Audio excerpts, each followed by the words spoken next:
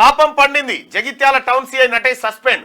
మామూళ్ల కోసం గులాంగిరి అక్రమార్జనకు కక్కుర్తి. కరీంనగర్ లో సీఐగా అనేక మందిపై అక్రమ కేసులు పెట్టిండు. కేటీఆర్ బంధువుల పక్షాన నిలిచి బాధితులపై పైశాచికం. గతంలో మల్లన్న టీంపై క్యూనిస్ పై జర్నలిస్టులపై ఫేక్ కేసులు. సివిల్ పంచాయతీలతో భారీగా కూడబెట్టుకున్నట్టు ఆరోపణలు. నటేష్ నట విన్యాసాలతో పోలీస్ వ్యవస్థకే కలంకం. తీవ్ర అవినీతి క్రైమ్ బర్కింగ్ ఆరోపణలతో సస్పెండ్ చేసిన అధికారులు. సంతోషం వ్యక్తం చేస్తున్న సీఐ నటేష్ గౌడ్ బాధితులు. ఈయన ఎంత దుర్మార్గుడు అంటే ఎంత లిటరల్ గా ఎంతో మంది ఇక్కడికి బాధితులు వచ్చారు. అసలు ఈయన సస్పెండ్ కాదు సార్, రిమూవల్ ఫ్రమ్ సర్వీస్ చేయాలి. అసలు కరెక్ట్. అది ఇది రక్తం దాగడం నేర్చినటువంటి జలగ, అవినీతి జలగ. ఈ జలగను రిమూవ్ ఫ్రమ్ సర్వీస్ చేయాలి. అనేకమైనటువంటి ఆరోపణలు ఎన్ని కావాలంటే అన్ని ఆధారాలు ఇస్తాం మీకు. ఇవాళ కరీంనగర్ సిపి ఒక డైనమిక్ ఆఫీసర్ వచ్చిండు కాబట్టి ఇటువంటి వాళ్ళ ఆటలన్నీ చెక్ పడతా ఉన్నాయి. కరీంనగర్ లో బీఆర్ఎస్ కార్పొరేటర్లు కూడా అరెస్ట్ అయ్యి జైలుకు పోతా ఉన్నారు. కబ్జాలు ఎవడెవడు పెట్టిండు మొత్తం మీద దందా. పోలీస్ డ్యూటీ తక్కువ.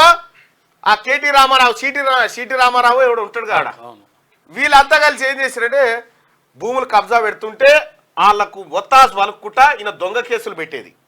నటేష్ పెడతాడు ఈయన అయ్యే జాగీర్ లెక్క. ఆ రోజే పేద గొడవ ఆయన మీరు చూస్తారు కదా, ఆయన మీరు చూడలేదా? మామూలుగా కాదు ఇక అసలు. మళ్ళా బాధితుల మీద వాళ్ళ మీదనే కేసులు పెట్టుడు. మళ్ళా ఉల్టా బాధితుల మీదనే కేసులు పెడతా ఉంటారు. Sir WhatsApp ఒప్పింది. ఓ పెద్ద యుద్ధమే దార్కార్తోని మా కాయాల. ఇగో ఇట్లా నటేష్ అంటోని కాయాలనే చెప్పిన నా రోజు వచ్చేదాకా నువ్వు ఇంతే వాగుతావు అని చెప్పి ఇవాళ పీకినవు. అంతే. ఒక్కనివే కాదు, చాలా మంది ఉన్నారు, ఇంకా చాలా మంది ఉన్నారు. ఒక్కని కూడా వదిలిపెట్టాం ప్రజలకు అన్యాయం చేసిన.